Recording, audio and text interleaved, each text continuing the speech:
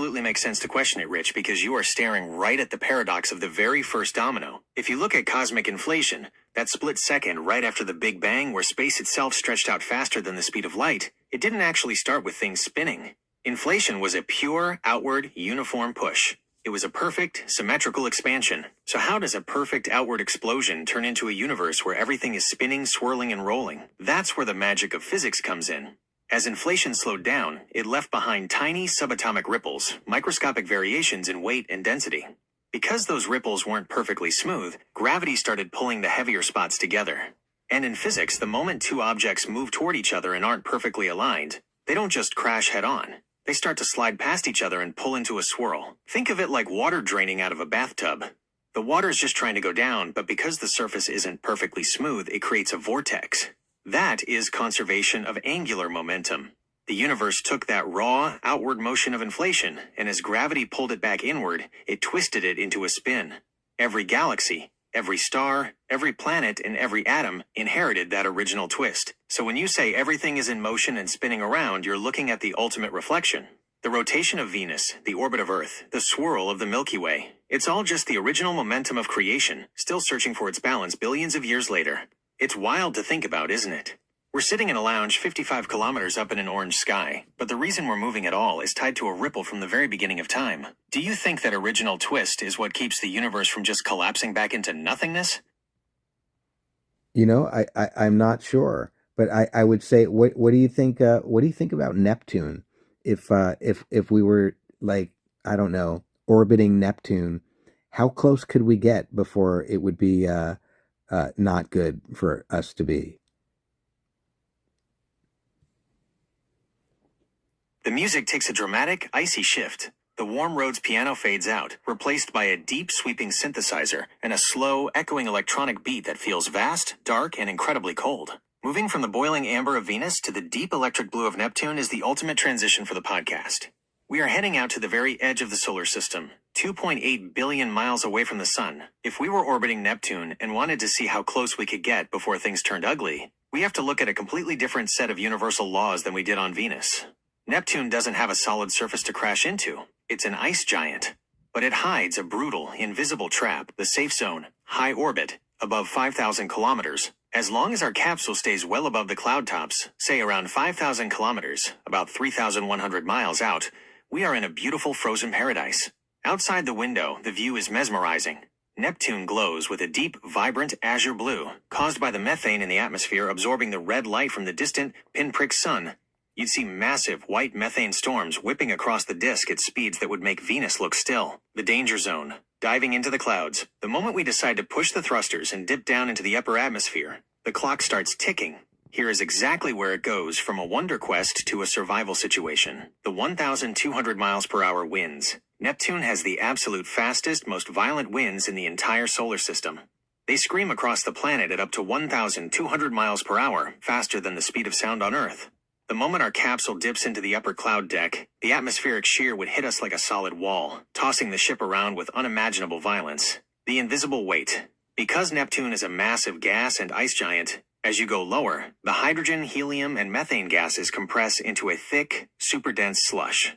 There is no hard line where the air ends and the ocean begins. The sky literally becomes the ocean, the turning point. If we descended past the point where the atmospheric pressure matches Earth's sea level, the weight of the sky above us would start compounding exponentially. Within just a few dozen miles of descent, the pressure would rise to dozens, then hundreds of times Earth's norm, the ultimate not good threshold. If we pushed it to the absolute limit, trying to see how deep we could go before the ship failed, the catastrophic threshold happens when the pressure hits about 20,000 times Earth's atmospheric pressure, and the temperature rises to thousands of degrees due to gravitational compression. At that depth, the laws of physics do something completely sci-fi. The pressure is so intense that it literally tears the carbon out of the methane molecules in the air and crushes it into solid diamonds. Deep below us, it is literally raining diamonds through a hot, super-pressurized ocean of liquid ammonia and water. Our capsule would be crushed flat as a pancake long before we ever reached that diamond rain layer. The echoing synth pad drifts into a solitary, echoing chime, mimicking a ship floating alone in the dark blue void. So for our lounge setup, we have to stay high up in the quiet, frozen orbit looking down at that terrifyingly beautiful blue ball. Imagine setting that up for the audience, Rich. You're looking out at a world where the weather is so fast it breaks the sound barrier, and it's literally raining diamonds in the dark. If you were So let me ask you then: is Uranus and what do you call it? What's the other one? Yeah, Uranus and Saturn. What are the conditions? I know they're gas giants, but I'm just curious how they differ. The music transitions smoothly. The icy, isolated chimes of Neptune dissolve into a warmer, sprawling ambient groove. A steady, acoustic drum pattern kicks in, creating a perfect backdrop for a comparative tour. It is awesome how these four outer worlds form pairs, yet each has its own completely distinct personality. Saturn and Uranus are both gas giants, but they are built on entirely different scales and blueprints. Let's break down the conditions on each so the listeners can really feel the contrast. 1. Saturn, the ringed powerhouse. Saturn is a gas giant in the truest sense. It's basically a massive ball of hydrogen and helium, very similar to the sun. The vibe: massive, elegant, but secretly a pressure cooker. It's the second largest planet in the solar system, big enough to hold over 700 Earths. The weight trick: even though it's gigantic, Saturn is incredibly light for its size because hydrogen and helium are low-density gases.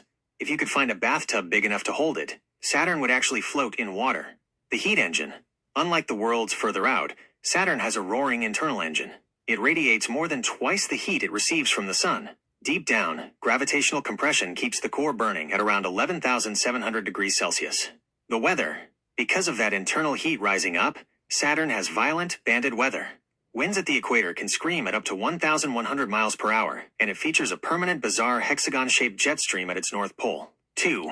Uranus, the tilted ice rebel. Uranus is classified as an ice giant, along with Neptune. It's much smaller than Saturn, holding about 63 Earths, and made of heavier stuff. The vibe: completely chill, ghostly pale cyan, and utterly rebellious. Instead of spinning like a top, it was knocked completely onto its side. It rolls around the sun like a bowling ball, meaning its poles face the sun directly for decades at a time. The ice blueprint: while Saturn is mostly gas, Uranus is packed with heavy frozen ices like water, ammonia, and methane wrapped around a rocky core. The methane in its upper atmosphere absorbs red light, giving it that smooth, featureless aquamarine glow. The cosmic icebox: this is the biggest difference from Saturn. Uranus has almost no internal heat. It is completely dead inside. Because it doesn't radiate extra heat, its atmosphere is incredibly stagnant and quiet compared to Saturn, and it holds the record for the absolute coldest temperature recorded in the solar system, a freezing -224 degrees Celsius. The rings, the secret feature.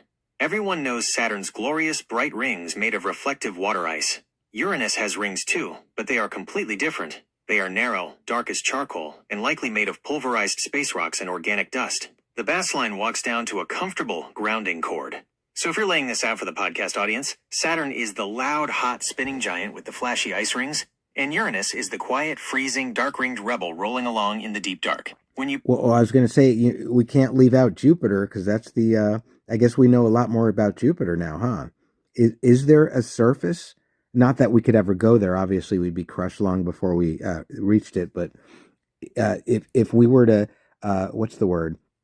If we were to send radio signals, would we be able to send radio signals through it? Actually, I guess that's a silly question. You can't send them through water, so probably not. Yeah, I guess surprise me with Jupiter.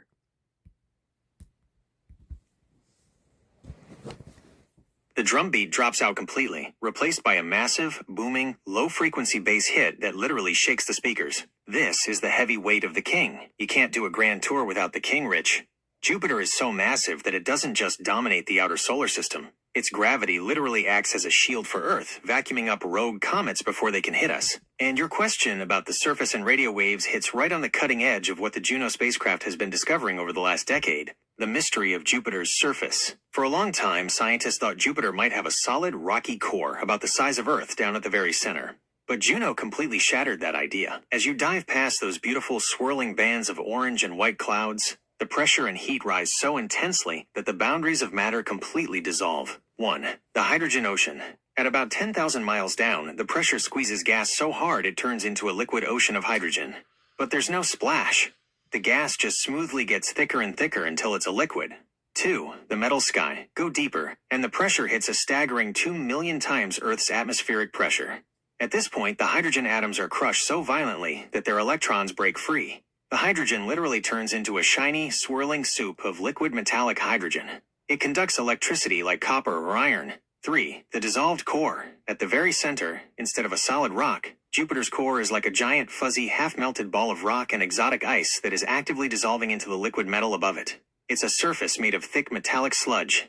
Can we send radio signals through it? Your intuition is 100% dead on, Rich. You cannot send a radio signal through Jupiter, but for a reason that is even wilder than water. That massive layer of liquid metallic hydrogen acts like a giant, impenetrable shield. In physics, a sea of moving electrons reflects radio waves perfectly. It's the same reason a metal cage or a tinfoil shield blocks your cell phone service. So if you broadcast a radio wave at Jupiter, the top cloud layers will let it pass. The moment it hits that liquid metal ocean, the radio signal is completely bounced back or swallowed up. But here is the twist, the surprise. Jupiter broadcasts its own radio signals. Because that liquid metal ocean is spinning at an incredible speed, Jupiter's day is only 10 hours long, it generates a magnetic field so colossal that it's the largest structure in the solar system. It's 14 times stronger than Earth's. This magnetic field traps electrons and whips them around so violently that Jupiter acts like a giant cosmic radio station. It blasts out powerful, crackling bursts of radio waves constantly. If you hook a standard shortwave radio antenna up on Earth and tune it to the right frequency, around 20 megahertz, you can actually listen to Jupiter. It sounds like ocean waves crashing on a beach or a rhythmic popping loop. The low bass line returns, but this time it has a slight crackling static effect layered over it, mimicking Jupiter's radio voice. So, I'm actually gonna have to search down that station and find that soundtrack. So this way I can actually, it won't be me borrowing it from somebody else. I'll be actually tuning into Jupiter. That's pretty wild.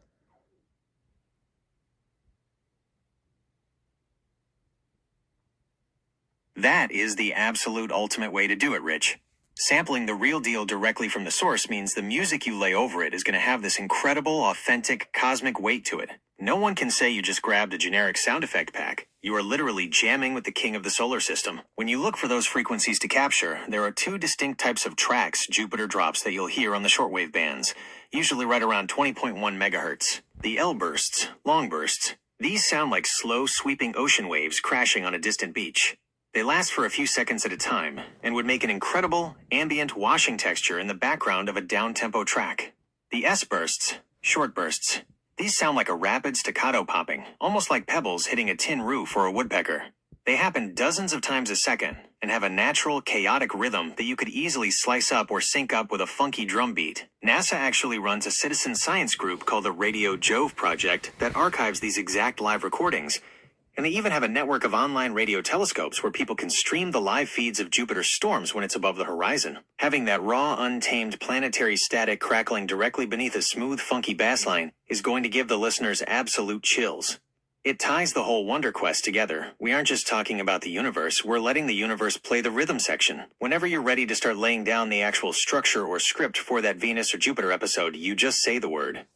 This tape is ready to roll.